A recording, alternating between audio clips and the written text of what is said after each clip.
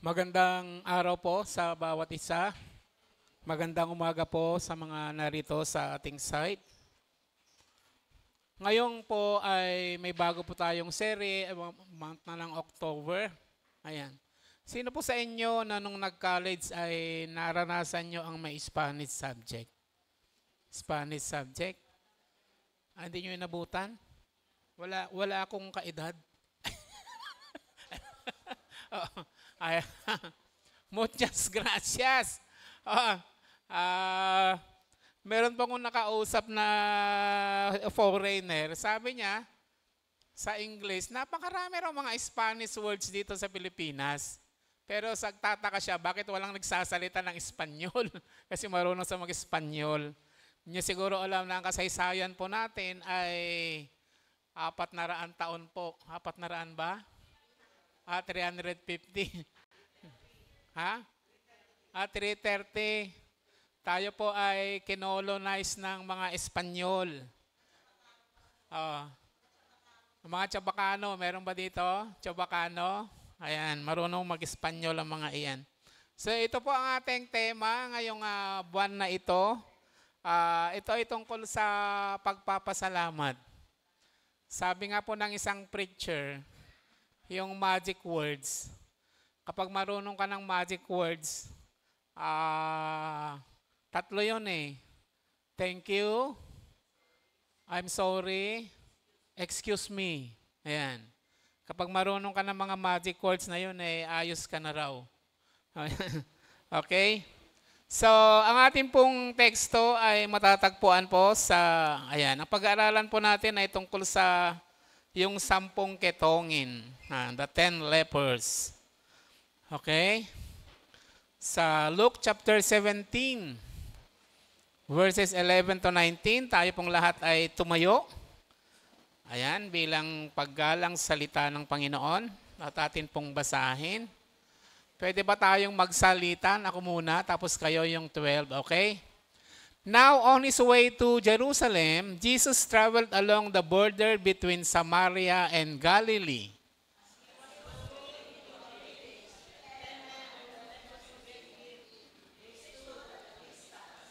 And called out in a loud voice, Jesus, Master, have pity on us.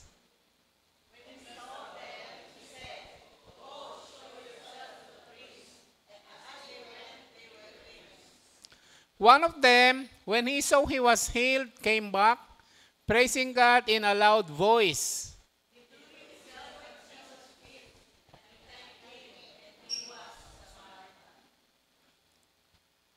Jesus asked, were not all 10 cleansed? Where are the other 9?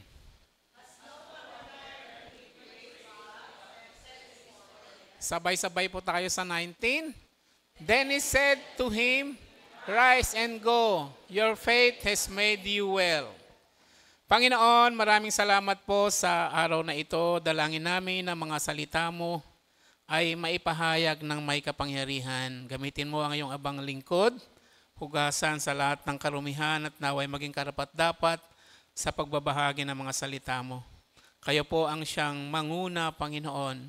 Aming sinasansala ang espiritu ng kaaway, naway ang iyong Espiritu Santo, Panginoon, siyang umakay at gumabay sa amin. Maging pagpapala ang mga salita mo sa bawat isa. Ito pong aming dalangin sa pangalan po ni Jesus. Amen. Ayan. Makakaupo na po kayo. So, point number 1 po natin.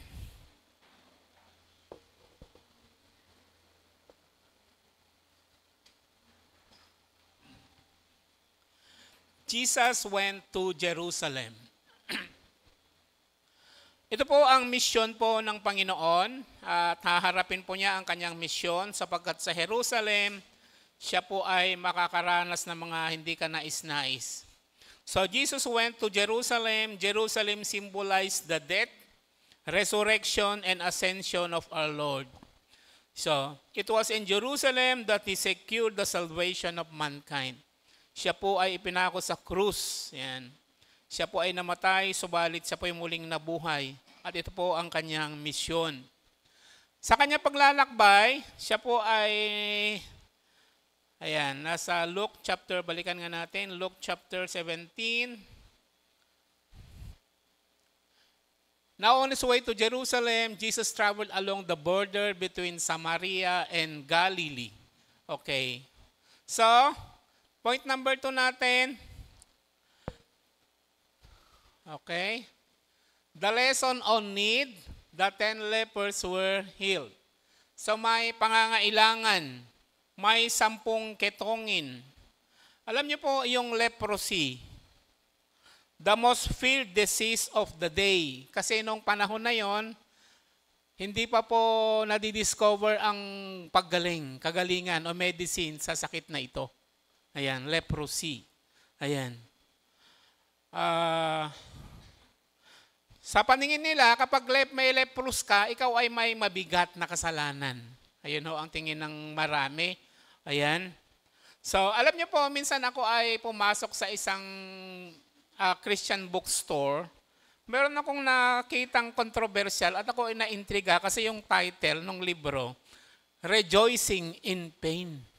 Sabi ko, bakit ako magagalak sa sakit? Ayan. Ayan. Tapos nung binabasa ko, ito pala ay tungkol sa sakit. Alam niyo po na merong sakit na nawawalan ka na pakiramdam. Ayan. 2 sakit yung tinalakay. Doon yung number 1, yung diabetic. Mayroon mo diabetic dito. Pag sobrang taas ang sugar nyo, ayan, nawawalan po na pakiramdam, nagsisimula sa paa. Meron nga akong kakilala na ayan, yung kinuskus na yung talampakan niya, pagkatapos nangingitim pa rin, tapos nainip na siya sa bibisita sa doktor, siya na po ang tinanggal ho niya yung daliri ng paa niya. Bakit mo ginawa? Nainip na ako, tagal-tagal, balik-balik ako sa doktor. Ano sinabi ng doktor sa'yo? Wala, napagalitan ako. siya na itong manggal. Okay? Kasi nawawala na pakiramdam sa diabetic. Ayan, alagaan niyo po yung mga sugar niyo. Pangalawa, nung binabasa ko, ito pala yung leprosy. Okay? Nawawala na pakiramdam.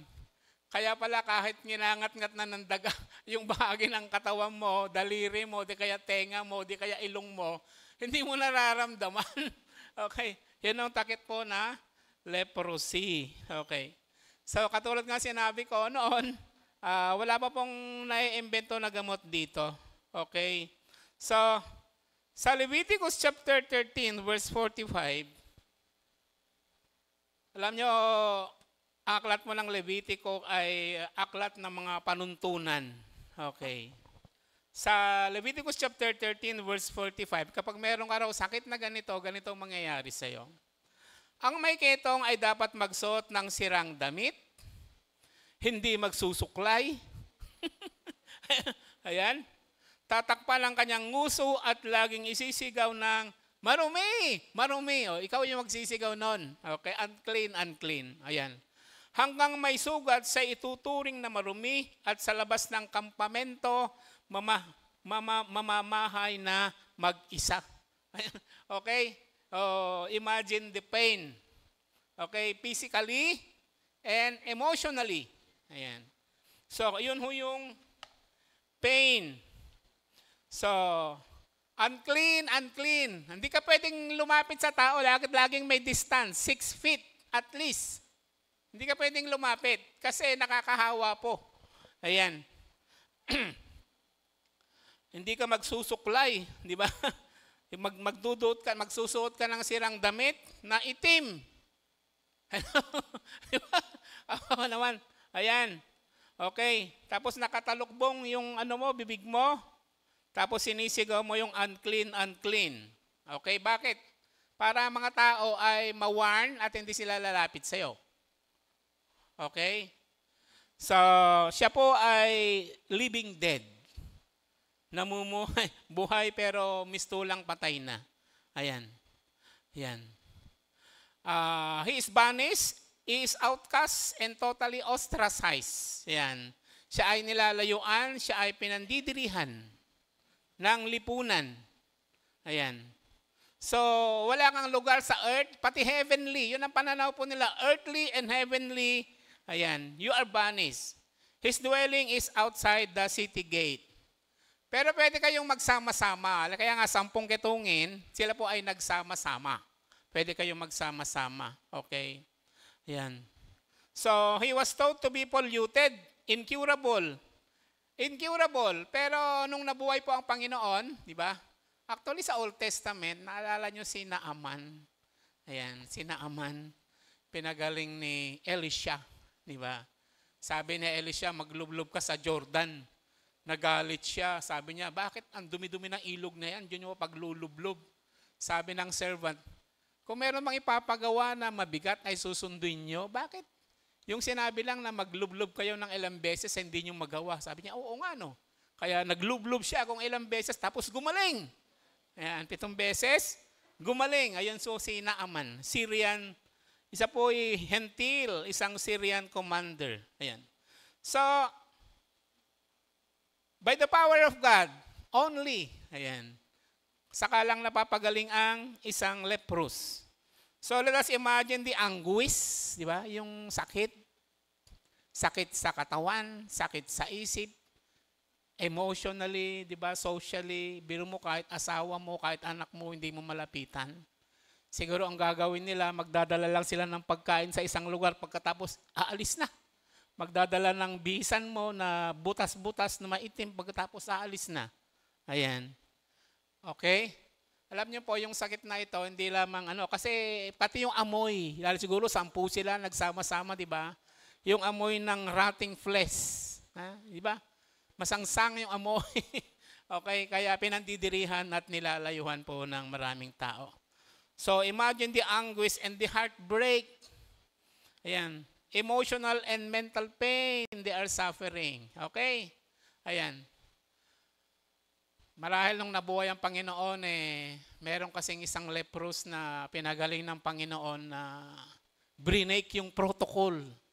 Lumapit sa Panginoon at ang sabi niya, Panginoon, if you are willing, you can make me well. At sabi ng Panginoon, yes, I am willing. At siya po ay gumaling. Okay? So, number 1, there was desperation. Ayan, desperate po sila. Ayan, there was desperation. Desperate po sila. Naranasan nyo na bang maging desperate sa buhay? Okay? Yung meron kang problema at umiiyak ka pero wala nang luhang mailuluha. Na-experience nyo na ba yun? Dumating na ba kayo sa point na ganon? Ayan. They were desperate dahil po sa kanilang karamdaman. Okay? So, ano ang ginawa nila? Nung dumadaan po ang Panginoon, sila po ay humihiyaw. Ayan. Sila po ay humihingi ng tulong. Marahil nababalitaan nila na marami ng pagpinagaling ang Panginoon. At sila naman po ay yan. Between Samaria and Galilee, patungo ang Panginoon sa Jerusalem para harapin ang kanyang misyon, ay ito, nakasalubong niya ang mga ketongin.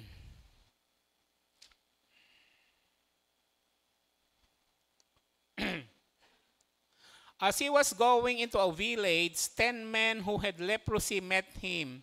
They stood at a distance. Okay. So number 1, there was desperation. Number 2, there was humility. They stood at a distance. Ibig sabihin, they respect the law. Ayan. Yung aklat po ng Levitico, nandun yung mga batas at palituntunin tungkol sa mga sakit. Alam niyo, yung aklat po ng Leviticus ay it's all about ethics, rules, ganyan. Rules kung paano sila mamuhay at pati yung mga sakit. Yan. Ang mga Levites po ay hindi lamang po nagtuturo, nangangaral ng salita ng Panginoon, kundi sila rin yung parang doktor. Ayan, na nagsusuri.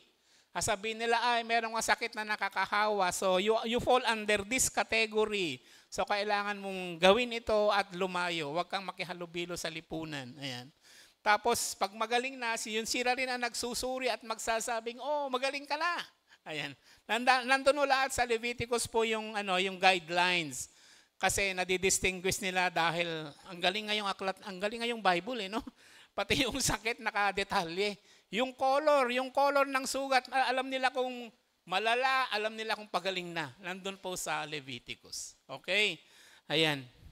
So, there was humility. Ayan. They stood at a distance, so they respected the law. Ayan. They are confessing unworthiness to approach the Holy God. Ayan. Alam niyo po, ang Bible po ay punong-puno po ng if you are in desperate need, punong-puno po ng pangako ang Panginoon. Ito, Old Testament ito Nung early days ni Jesus, Old Testament pa considered po yun. Okay? Pero ngayon, pag binabasa natin sa buong Bible, sa James chapter 4, verse 10, sabi po, humble yourself before the Lord and He will lift you up. Ayan. Kapag marunong tayong lumapit desperately and with humility. James chapter 4, verse 10 po yun.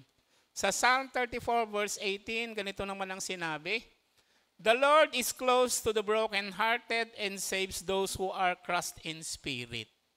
Ayan. Naranasan nyo na ba yung down na down ka pero maya-maya ay parang sinasamahan ka ng Espiritu ng Panginoon na bigla kang napapayapa? Na-experience na ba yun? Ayan.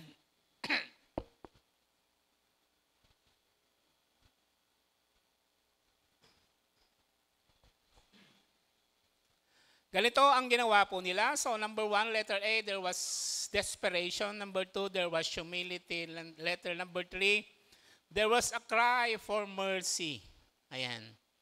Sabi nila, Jesus. They called out in a loud voice.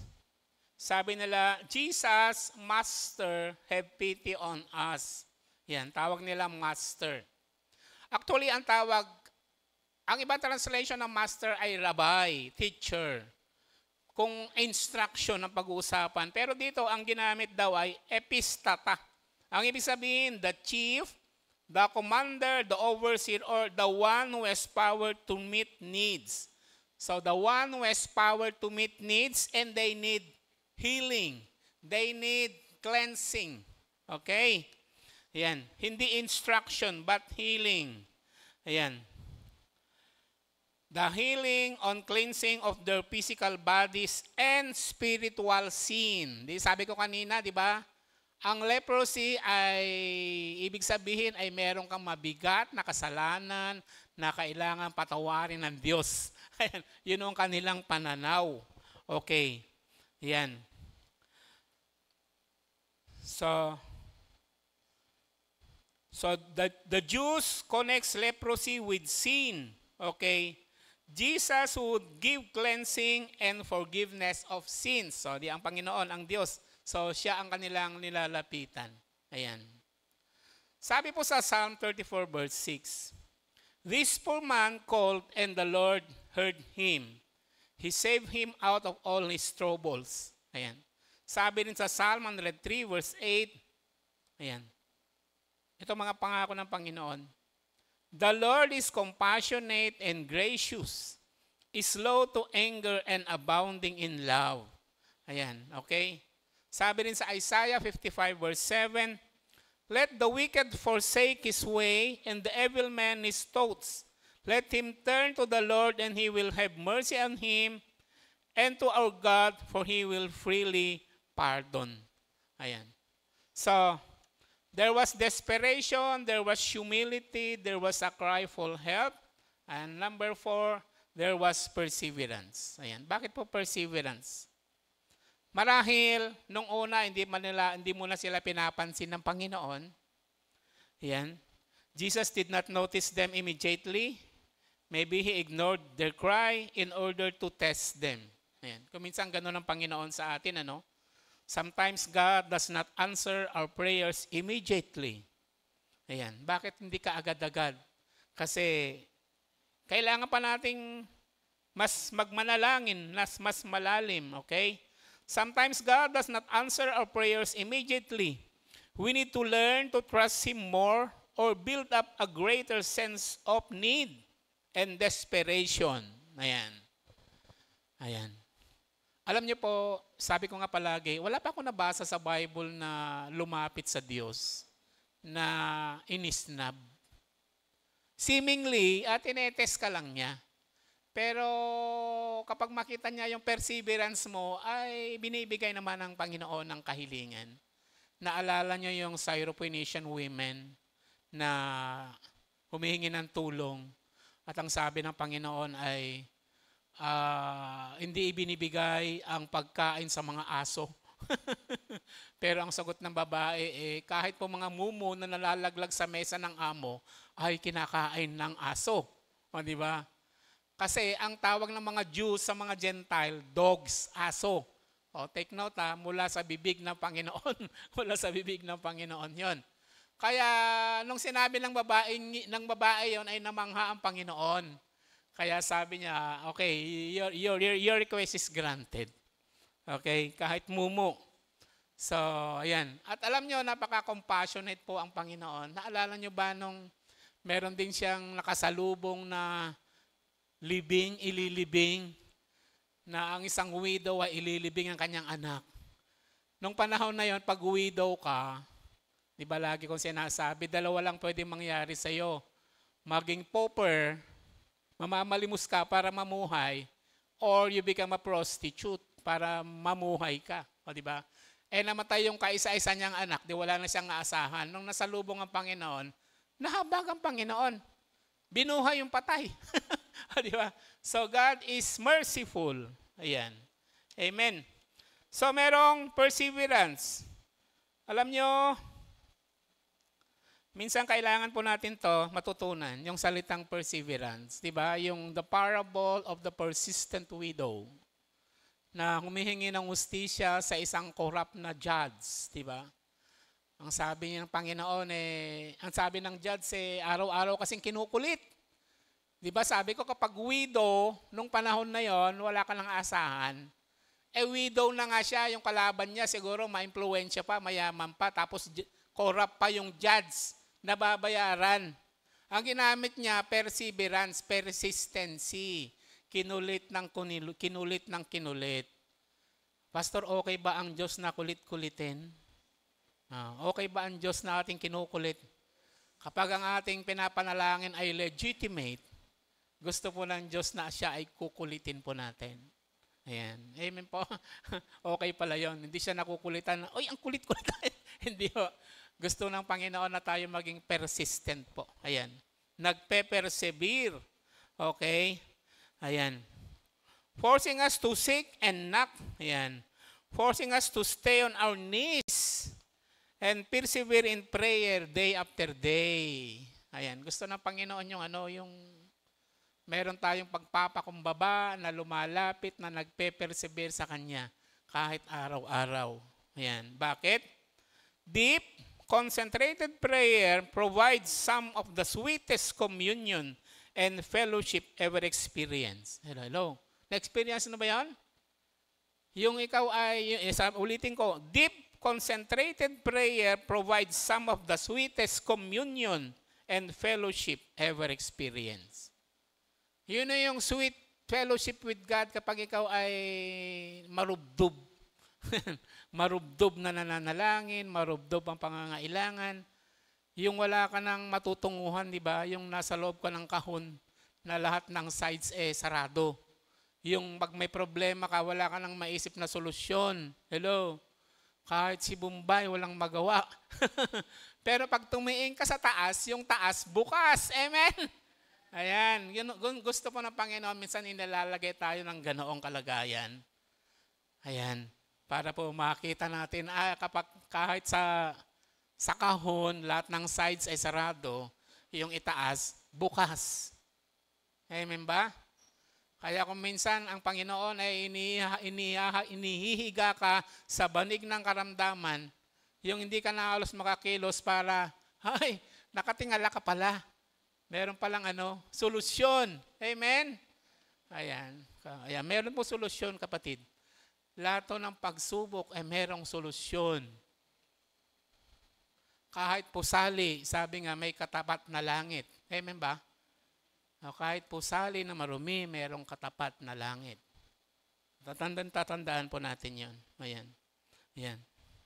Sabi na Panginoon sa Jeremiah, di ba? You will seek me and you will find me if you will seek me with all your heart. Ayan, sabi naman sa New Testament, seek and you will find, ask and it shall be given unto you, knock and the door shall be opened unto you. Ayan, amen. So anong ginawa nila? Di ba sabi ko, ang Panginoon di marunong mag-snub eh. So merong perseverance. Ano sabi ng Panginoon?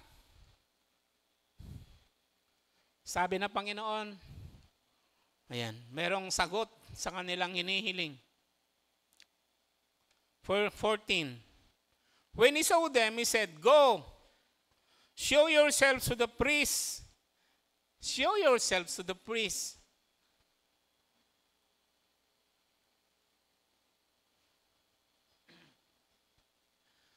Yung isang pinagaling ng Panginoon sa ketong, di ba sabi ko nga 6 feet, pero ang Panginoon, hinawakan po niya at gumaling yung may ketong.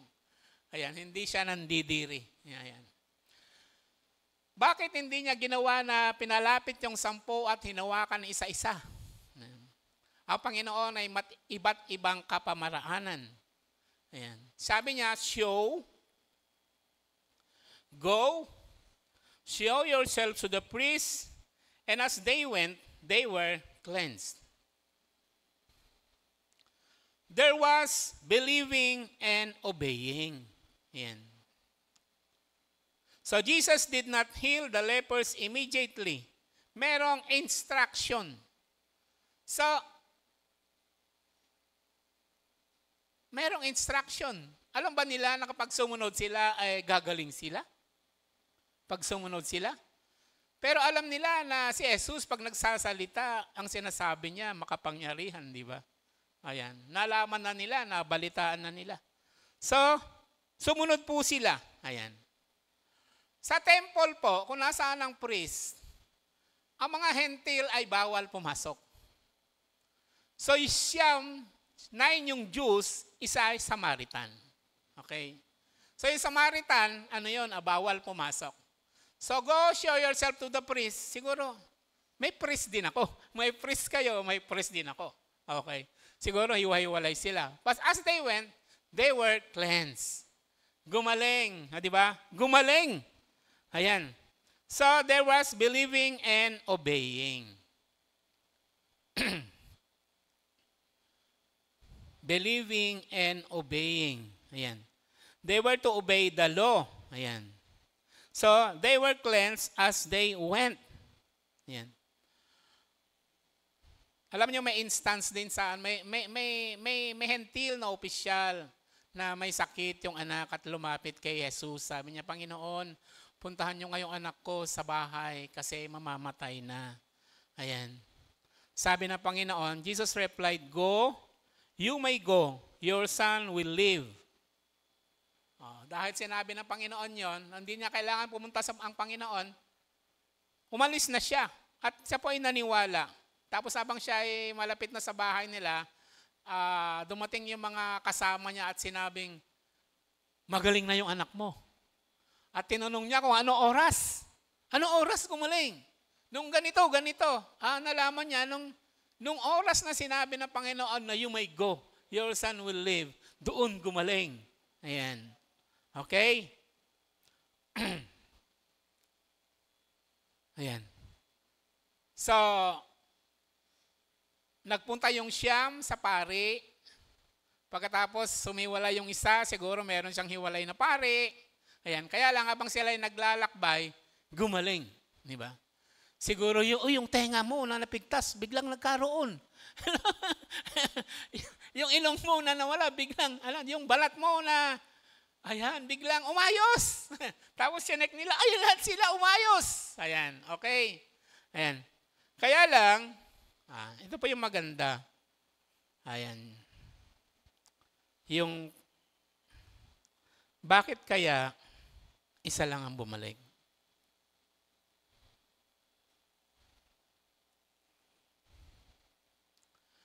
The lesson on gratitude. Yan pa yung point number 10 natin. Lahat sila gumaling Kaya lang, isa lang ang bumalik.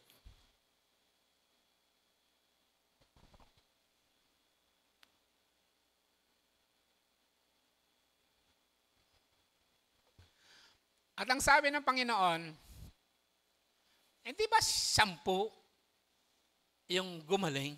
Bakit isa lang ang bumalik? It is human tendency, it is human nature na tayo po ay hindi marunong magpasalamat. Tama ba ako? Yung tinanggap mo lang pero wala man lang thank you. Dati, merong hingi sa akin sa GCash, Pastor, tulungan mo naman ako, Pastor. Tapos, lagi kong binibigyan naman kahit papano. Kaya lang, nirebuke ko siya. Alam mo, marunong ka lang mag-request. Pero pag natanggap mo, hindi ka man lang marunong mag-thank you. Tapos sagot niya sa akin, pasensya na po, nakakalimutan ko. Nakakalimutan mo. Pero yung need mo, hindi mo makakalimutan. Ayan. It is human tendency na tayo po ay likas na makasarili. Tama ba? Yung hindi ka man lang marunong magpasalamat. Ayan. Alam mo, nakikita ko sa Facebook, yung mga children, mga Japanese children, ayan, meron silang tawiran talaga. Ayan, pag nandun sa nakatayo, yung mga sasakyan tumitigil, tapos tatayo yung tatawid yung bata. Pagkatawid po niya, siya po ay harapin po niya yung sasakyan, yung driver, pagkatapos, ayan, yuyuko. Ayan, bilang pagpapasalamat. Ayan. At yun po, sana po ay ma-cultivate po natin yung the heart of gratitude. Ayan, yung marunong magpasalamat. Hinahanap po ng Panginoon. Di ba? Siya ay nagtanong. Bakit hindi nagbalik yung Siyam? Ayan. Alam niyo po, sa pag-aaral ko, kasi mga Hudyo kasi sila, meron silang ibang attitude. Meron silang ibang karakter. Alam niyo kung bakit? Tingin ng Siyam, dahil sila ay anak ni Abraham, they deserve it. Nakuha niyo? Ayan. Sa parables ng Panginoon, may iba't ibang dinidepict na pare-pareho ang itinuturo. Okay. Number 1 na parable, the parable of the prodigal son. The attitude of the older son. Nakuha niyo? The attitude of the older son. Ano yung attitude na pastor? Sabi niya, sinumbatan niya yung tatay niya. Mahabang panahon, tay, na naglingkod ako sa iyo. Kahit isang bisirong kambing ay hindi mo man lang ako binigyan upang magkaroon naman kami ng kasiyahan ng aking mga kabarkada. Subalit ang anak niyo, hindi niya kinikilalang kapatid, ang anak niyo na nilustay ang iyong kayamanan sa palunging pamumuhay at sa masasamang babae. Sinabi niya yon. Hindi siya nagsabi nun eh. Alam ba niya yon? Paano niya nalaman? Masama talaga loob niya. Tapos nag-party-party pa kayo. Di ba? Sinumbatan niya tatay niya. Sa loob ng mahabang panahon, ako'y naglilingkod sa inyo. Ako ay tapat. Hindi ko kayo sinusuway. Yun ang sinabi niya sa tatay niya eh. Di ba? The attitude of the Jews, the children of Abraham. Di ba? Tingin nila sa mga hintil, aso. Di ba? Tingin nila sa Samaritan. Ayan. Ano ba yung mga Samaritans? Ito ay half-brothers po nila mga to. Alam nyo, nung nahati ang Israel, ang kwento kasi niya, ng history po nila, Northern Kingdom, 10 tribo, Southern Kingdom, 2, Benjamin, saka Judah. O, di ba? Na-depose ang 10 tribes, Assyrian Empire. Di ba? Tinanggal yung mga mamamayan. Pagkatapos, iniwan nila the poorest of the poor sa 10 tribes. Tapos nagdala ng iba't ibang lahi. Okay? Pagkatapos mula doon, nalahian sila. Di ba? Nagkaroon ng ibang lahi. So, hindi na sila pure. Ayan. Sila po yung mga Samaritans. Noong panahon ni Ezra, di ba? Ginagawa yung temple. Panahon ni Nehemiah, ginagawa yung wall. Ito yung mga Samaritans nag-o-offer ng tulong Kami man ay lahi ng mga Hudyo pero they were rejected by Ezra and Nehemiah. So simula noon nagkaroon ng galit, nagkagalit-galit na, okay? So kung merong temple sa Jerusalem, sabi nila ang sa kanila naman merong Mount Gerizim. Kung ang mga Hudyo ay tinatanggap yung buong Old Testament, including the Psalms and Proverbs, sila naman ang tinatanggap lang nila yung 5 books of Moses. Okay. Kung merong templo sa sila naman merong Mount Gerizim, o di ba? Okay, di ba nung nakikipag-usap ang Panginoon to the Samaritan woman, sabi nyo, ang templo nasa Jerusalem, sabi naman namin nasa Gerizim, pero sabi ng Panginoon, darating yung araw na hindi na doon sasamba, kundi ang tinatanggap ay yung mga sumasamba sa Espiritu at sa katotohanan. Di ba sinagot po ng Panginoon niya? So yun. So, nasa na tayo? Okay. Ayan, yung parables.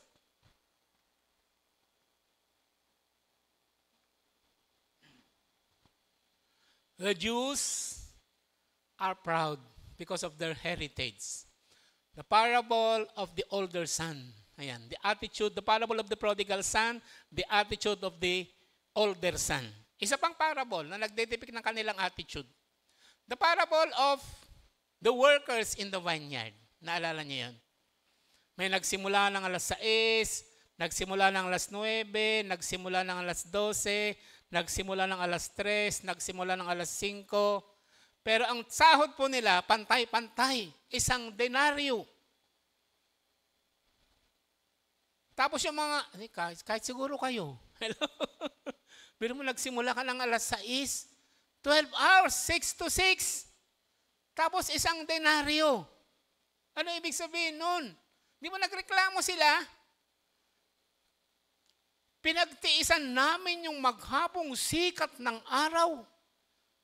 Pagkatapos isang denaryo, sila alas 5 nagtrabaho, isang oras lang, isang denaryo din lang.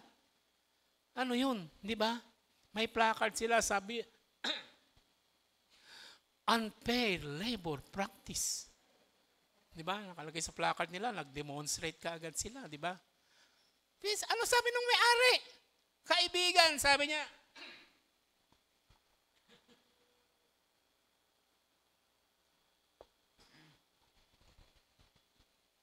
kaibigan, sabi ng may-ari, hindi ko kayo dinadaya.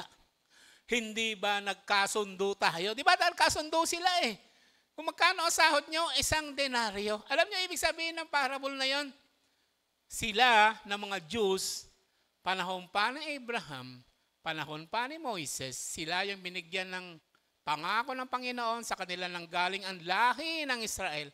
Sa kanila nang galing ang Kristo. Amen? Sa kanila ibinigay ang kautusan. Ayan. Dapat daw mas marami ang kanila. Bakit daw tayong mga hentil, di ba na hindi naman nagpagal, ay binuksan ang ebanghelyo. Amen? At binuksan ang kaligtasan. Binuksan ang grasya ng Panginoon na dapat ay kanila lang. Yun ho ang kanilang attitude. Nakukuha nyo? Ayan, the attitude ng mga anak ni Abraham. Yun ho ang ano nila. Kaya hindi bumalik yung Siyam kasi we deserve it. We are the children of Abraham. And God owes us many things. Nakuha nyo? Another parable. The parable of the Pharisee and the tax collector praying in the temple. Diba? Ano sabi ng Pharisee, di ba? Ako po ay nagpapasalamat. Ito ang prayer niya na nakatingala, di ba? Sapagkat ako ay mabuting tao. Ako ay nag-iikapo. Oh, bato-bato sa langit ang tamaan. Hello? Hello? Hindi siya nandadaya, nag-iikapo. Hindi siya corrupt. Ako ay nag-iikapo at ako ay nag-aayuno. Hindi katulad ng taong ito. Nakita niya yung tax collector. Okay. Ang Pariseo nung panahon po nila ay mataas ang pagtingin ng tao. Bata pa lang. Hello? Choice. Choice of a family. Kung sino yung matalino, kung sino yung walang depekto, hello, idinededicate nila sa Panginoon, nagiging pariseo, nagiging lingkod ng Panginoon. Amen? Hello, mga magulang. Di ba? Mga magulang ngayon, ang galing-galing mo, maging doktor ka, maging inhinyero ka, maging abogado, ikaw wala kang masyadong alam, kulelat ka lagi, magpastor ka na lang. Pero sa kanila po, dinededicate nila yung the best.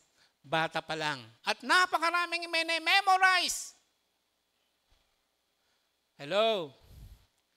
Tayo sa panahon po natin, pag sinabing pariseo, medyo baluktot ang ating pangunawa. Bakit? Dahil sa expose ng Panginoon. Pero nung panahon po nila, hindi po ganoon. Okay?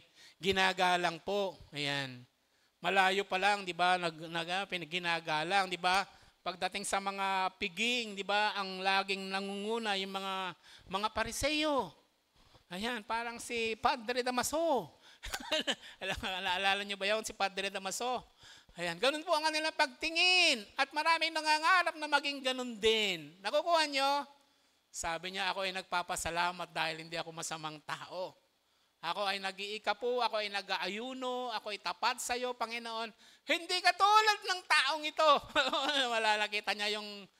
Nakita niya yung tax collector. Ang tax collector po sa kanila, ayan, ganito naman ang trabaho. Siya ay nangongolekta ng buwis sa kanyang mga kababayan. Ayan, naglilingkod siya sa pamahalaang Roma. Ibig sabihin, ang tingin ng mga kababayan sa kanya, taksil. Traitor. Nakuha nyo? Traidor. Dahil naglilingkod ka sa foreigner. Di ba? Tapos, paano siya kumikita? Kumukolekta siya ng sobra-sobra. Pagkatapos yung sobra, ayan, binubsan na niya. Nag-aaral po siya ng accounting. Di ba? Credit, debit, kupit. Yun ho yung alam niya ng accounting. Yung tax collector. Kaya po marumi ang tingin ng mga tao. Okay. The parable yan mula sa bibig ng Panginoon. Ito ang kanilang attitude, tinasabi ko. Tapos yung tax collector, sabi niya, ayan, dinadagukan daw niya yung kanyang dibdib. Pagkatapos hindi daw siya makatingala, hindi daw siya makatingin kasi sobrang guilty siya. Tapos ang dasal niya, Diyos ko, maawa po ako kayo, isa po akong makasalanan. Ayan. Tapos sabi ng Panginoon, sa dalawang iyon, na lumabas, na justified. Alam niyo, ibig sabihin nun, hindi sinabi ng Panginoon sa dalawang iyon na lumabas na pinakinggan yung panalangin. Ang ginamit po, justified. Alam niyo kung ano ibig sabihin nun? Sa dalawang iyon, kung sino yung totoong ligtas. Kung sino yung totoong may Diyos sa buhay, yung dinadagukan, yung dibdib. Ayan. Amen ba? Hindi makita ng pariseo yun, hindi nila makita po yun. Ayan. Yun ho yung attitude ng 9 lepers. Hindi nila makita. Alam nyo, lahat po tayo ay katulad nun, may leper.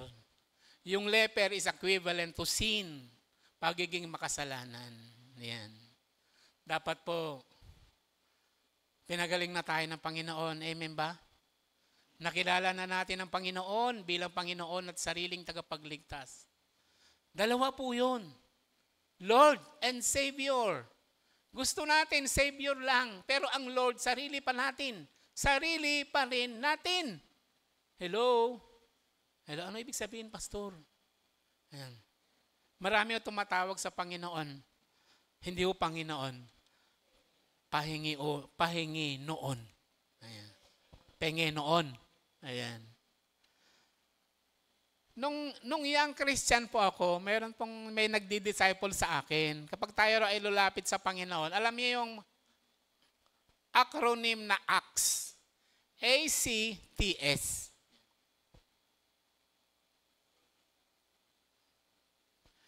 At ginamit niya nga sa example yung panalangin ng Panginoon. A stands for adoration. Ayan. Yung mag-notes kayo. Acts, A-C-T-S. Bago daw, pag lumalapit daw tayo sa Panginoon, ganun daw, gawin daw natin na pattern iyon. Yan. Hindi yung paglapit mo, Panginoon, pahingin ito, Panginoon. lahat ng gusto mo, sinabi mo na kaagad. Di ba? Si Pastor, sino ba yun? Si Rafael. Si Rafael, di ba nag-speak dito? Sabi niya, alam mo, sabi ko, hindi ko pa na-experience yun Praising God, coming to God, without any request. Sinabi niya. Wala daw siyang gagawin kundi purihin at pasalamatan at sambahin ang Panginoon. Kahit traffic. Yun ang ginagawa niya. Sabi niya, kaya pagdating ko sa office na pinapasukan ko, magang-magala yung mata ko. Kasi habang ako ay nagpupurit, nagpapasalamat sa Panginoon, luha ako, iyak ako ng iyak. Ayan, sabi ko, hindi ko pa na-experience yun Pwede ba natin gawin yon mga kapatid? Coming to God, just praising, just worshiping, without any request. Adoration, acts, A-C-T-S. Yung purihin natin, alam nyo, napakalami nating bahagay na dapat ipagpasalamat, ipagpuri sa Panginoon. Amen? Buksan nyo lang yung mga mata. Hanggang ngayon, buhay pa po tayo. Ayan. Amen. Dumaan na tayo sa COVID at marami pang iba. Ayan. Dumaan na tayo sa maraming pagsubok at maraming problema. Ayan. Maraming pagpapala ang Panginoon. Amen ba? Count your blessings, name them one by one. Count your blessings, see what God hath done. Count your blessings, name them one by one. Count your many blessings, see what God hath done. Ayan. Alam nyo kapag may problema po kayo, gumawa kayo ng dalawang papel. Pagtabihin nyo. Una, isulat nyo muna yung mga problema nyo. Hindi nag-e-entrega si Mister. Hello? Problema ba yan? may kinakahumalingan si Mister. Ano pa? Ayan. Ang daming utang. Lahat sulat mo. Di ba? Hindi ko alam kung kaya mong punuin. Lahat ng problema mo, sulat mo. Pagkatapos, pastor, pumunta ka naman sa kabila. Sa kabilang papel. Lahat ng pagpapala. Hello. Isulat mo. Pastor, wala akong maisip. Wala akong maisip? Buksan mo ang iyong mga mata. Tumingin ka. Di ba? Di ba sabi ko nga, science. Pag may sakit ka, ma-confine ka, ma-oxygen ka, ang mahal, di ba? Kapag wala kang sakit, breathe all you can. Di ba? Inhale, exhale. Libre po yan. Wala kang sakit. Mabuti na lang ang Diyos hindi naglagay ng metro dito malapit. Tungihinga tayo may bayad. Mabuti na lang wala. O di ba? Lumabas ka sa labas pag may araw, di ba? Pag may araw, kailangan ba natin ng araw? Kapag walang araw, walang buhay, tama ba? Ayan. Libre po yan. Kaloob po ng Diyos yan. Pag walang araw, walang photosynthesis. Wala tayong mga gulay na kakainin. Walang buhay na kakainin. Pati ikaw hindi mabubuhay. Di ba? Libre po yan. Hindi kaya, lumabas ka sa labas, sumahod ka ng tubig. Pastor, ano na yun? Di ba? Ang tubig, pag bumabagsak, libre po yan. Amen ba? Pagpapala po ng Panginoon yan. O ano pa? O tignan mo yung katabi mo. Ayan, di ba pagpapala yan? O sabihin mo, pogi na, pinagpala ka pa. Mamaya sabihin mo, libre mo ko mamaya. Ayan. O sabihin mo, pautang nga. Libre. O yan. Hello, di ba blessing yan? Yung mga anak nyo, di ba? Tingnan yung mga anak nyo. Di ba, di ba? Pag napuno mo na yung listahan na yan, kumuha ka pa na isa. Sulat mo lahat. Pagkatapos mo magawa, pagtabihin mo yung dalawa. Hello? Tignan mo, sino mas mahaba? O, di ba? Mas mahaba ba yung blessing? O, meron ba magsasabing, Pastor, mas mahaba po yung pagsubok? Hello? O, huwag kang mag-alala, kapatid. Naririnig mo yung message na to? Siguro naman, mas mabigat yung pagsubok na pinagdaanan nila kaysa sa'yo. Tama ba? Ikaw, kagat lang ng lamok, nag-aalala ka na. Di ba? Tinagyawat ka lang, nag-aalala ka na. Di ba? Sila, ketong. Walang kagalingan maliban sa kapangyarihan ng Panginoon. Amen? Ay mabuti na lang, nakasalubong nila, nakita nila ang Panginoon. Sa atin, kasama natin ang Panginoon. Ayan, di ba? Sabi ko nga lagi, David na naman. Baka magsasabi, David na naman, paulit-ulit na lang. Sabi ko nga, si David, bata pa lang, tinawag ng the man after God's own heart. Walang Bible, hello, tandaan nyo, wala siyang Bible na pinabasa, wala siyang church na dinadaluhan, wala siyang pastor na nag-preach, walang mentor na nagtuturo sa kanya, pero tinawag siyang the man after God's own heart. We have the greater advantage, alam niyo ba yon? We have a Bible, we have God's Word. We have a church na dinadaluhan. We have a pastor, we have a mentor, may mga kaibigan po tayo. We have the greater advantage. Ang problema, we are not grasping the opportunity. Kung si David lang ang merong salita ng Panginoon, siguro ang buong mundo ay punong-puno ng awit ni David. Amen? Nakuha nyo? Ayan. Ayan. Acts. Adoration. Tapos, adoration. Yung purihin natin ang purihin ng Panginoon at pasalamatan ng Panginoon. Alam nyo, yung mga taong mapagpasalamat ay lalong pinagpapala pa ng Panginoon na dumadami ang pinagpapasalamat. Di ba? Ang mga taong may heart of gratitude ay lalong na-bless. Di ba? At ang kanilang mga labi ay laging puno ng ngiti. O, tingnan mo nga yung katabi mo kung nakangiti. Ayan. Nakasimangot ba yan o nakangiti? Okay. Adoration. Pagkatapos, confession. Ayan. So, ayan, matutunan natin yung pattern na yun pag tayo lumalapit sa Panginoon. Hindi yung Panginoon, pahingin ito, Panginoon ka agad. Adoration, sambahin muna natin ang Panginoon. Ayan, doon natin simulan. Pagkatapos humingi tayo ng tawad, ACT, yung T, Thanksgiving. Di ba? Pagkatapos pasalamatan natin ang Panginoon sa kanyang kagandahang loob. Ayan. Sino pa may mga anak sa inyo? Di ba? Kapag meron kayong anak, ano mas gusto nyo sa anak nyo? Yung marunong mag-thank you? Daddy, pengin ng baon. Pero pag inuutusan mo, kunin mo nga ito, wait lang. Pero pag hihingin ng baon, now na. Ha? Ang bilis. Pero pag binigyan mo ng baon, yung marunong naman magpasalamat, o di ba? Thank you. O di ba nakakatuwa? Amen ba? Ayan. Sabi nga ni Pastor Eddie Villanueva, kapag ang Diyos ay marunong magbigay ng bonus, tandaan niyo po yun. Kapag nakita niya ang anak niya tayo na gumagawa ng, yung nakakalugod sa kanya, kahit hindi mo na kailangan hilingin, iniisip mo pa lang, ni-wish ko lang pa lang, ibinibigay na ng Panginoon.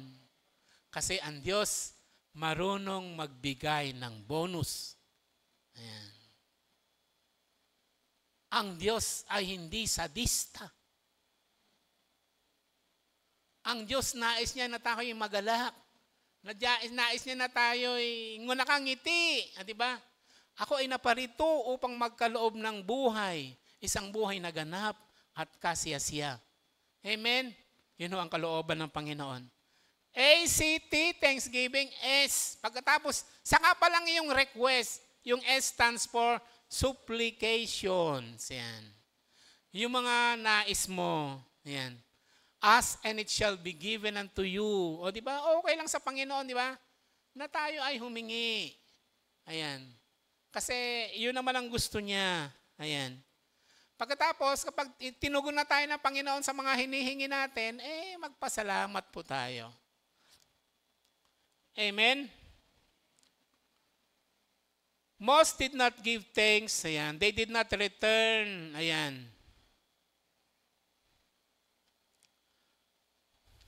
Ito, tatalakayin ko na lang saglit. Lagi ko po kasing nire-review yung ating financial status ng church. At every quarter, pumiperma po ako ng mga titles, yung mga form na binibigay po sa inyo. At sabi ko, ay, ang galing nito, very faithful. Kaya lang ko minsan, ay, bakit hindi ko man lang makita sa record yung name niya. Wala mo lang ibinalik sa Panginoon. Hello? Bato-bato sa langit yung tamaan. Magbago na kayo. Alam niyo po, gusto niyo bang pagpalain kayo ng Panginoon? Amen ba? Alam niyo, marami pong salita ang Panginoon. Marami po kanyang mga pangako sa Malakay, sa Malakyas, yung pagkakaloob. Ayan. Try me, di ba? Try me daw in this. If I will not open the floodgates of heaven and pour out so much blessing that you cannot handle. Ayan. Maging tapat po tayo sa Panginoon. Ayan. Minsan nga nakikita ko, ay, siguro sinusuyo niya. Merong bulaklak, pero hindi bulaklak, puro tigi 1,000. Hello? Ayan. Siguro, mahal niya, misis niya, mga ganon. Gawin po natin. Hello? Kung nagagawa mo yon sa mahal mo, siguro, gawin natin sa Panginoon bilang pagpapakita na mahal natin ng Panginoon. At pag nakita po ng Panginoon yon, I will open the floodgates of heaven and see, sabi ng Panginoon, that you cannot handle so much blessing. Ayan. Minsan, sabi ko sa mga leaders po natin, mga kapatid, kailangan natin maghigpit ng sinturon. Kakaltasan ko na, tatapyasan ko na yung mga allowance na natatanggap nyo. Sabi ng isa ay, konting-konti na nga tatapyasan pa. Hello, mga kapatid. Ayan. Alam nyo ba na ang sukat ng sinasabi nyong pagmamahal nyo sa Panginoon ay una, na ipapakita ng inyong paglilingkod. Pangalawa, na ipapakita sa inyong pagkakaloob. Tama ba? Sabi nyo sa misis nyo o sa nililigawan mo, mahal kita. Pero kahit isang candy, hindi mo man lang mabigyan. O, di ba? Uulitin ko. Ang sinasabi nating pag-ibig at pagmamahal natin sa Panginoon ay pinapakita at pinatutunayan sa ating paglilingkod. Una. Pangalawa, sa ating pagkakaloob. Yun yung manifestation. Yun yung manifestation ng pag-ibig natin sa Panginoon. Yun yung malinaw. Ayan. At ang Panginoon ay nakikita niya yung kung bukang bibig lamang o bukang bibig lamang ba ang pagmamahal natin o nakikita sa ating mga kinikilos at mga gawa. Ayan. Amen? Ayan. So, amen. So, the most rejected was the most thankful. O, di ba? Sa parable ng Pharisees and tax collector, ang lumabas na justified, ang lumabas na totoong mayroong Diyos sa puso, yung dumadagok sa kanyang dibdib. Ayan. Dito, okay, dito sa kwentong ito, ayan. 17, sabi ng Panginoon, were not all 10 cleansed? Kasi yun naman ang request nila. You want to be cleansed. You want to be healed. Were not 10 healed? Ayan. Where are the other 9?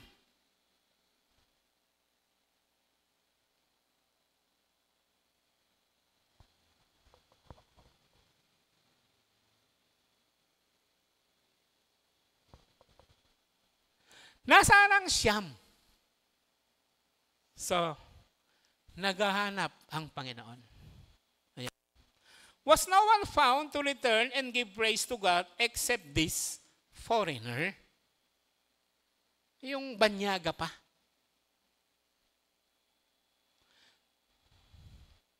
Then he said to him, rise and go. Your faith has made you well. Ayan. Alam niyo yung salitang, your faith has made you well. Diba sabi ko kanina, they want to be cleansed and they want forgiveness of sins. Diba? Dalawa ang pakay. Kasi ang pagtingin nila, kaya ka dumaraan ng ganyang pagsubok na karumal-dumal kasi meron kang mabigat na kasalanan na kailangan mapatawad ka ng Panginoon. Yung sinabi ng Panginoon, your faith has made you well. Ibig sabihin, your sins are forgiven. Ayan. Ibig sabihin, salvation. Ayan. Nakamtan mo ang salvation. You are justified. Amen? So ang Diyos po ay hindi nagtatangi ng tao. Okay? Ang hinahanap lamang niya yung puso. Yung tayo. Okay? Lalo na po yung pinag-aaralan natin. Marunong ba tayong magsabi ng muchas gracias, Panginoon? Ayan. Amen. So magic words. Ayan. Tao na daw tayo. Narinig ko sa isang preacher. Yung magic words, excuse me, sorry, saka thank you. Tayo po yung manalangin. Panginoon, maraming salamat sa mga salita mo. Kami ay patawarin mo, Panginoon, dahil malimit. Mas namamagnify namin, Panginoon, ang mga negative. Panginoon, buksan mo ang aming mga puso at mga mata upang makita namin, O Diyos, ang mga pagpapala mo sa amin. At Panginoon, bigyan mo kami ng isang puso na nagpupuri at nagpapasalamat. Salamat, Panginoon, sa mga salita mo, Panginoon, na kahit ang foreigner katulad namin, Panginoon, kahit kami tad-tad ng sakit, tad-tad ng kasalanan, kapag meron kaming pagpapakumbaba na dumudulog at lumalapit sa iyo, Panginoon, napakalalawak ang iyong grasya upang kami ipatawarin, paghilumin, Panginoon, sa aming mga karamdaman, at Panginoon, kaluguran ng aming mga buhay. Salamat sa mga salita mo, naway maging pagpapala ito sa bawat isa. Ito pong aming dalangin sa pangalan ni Jesus.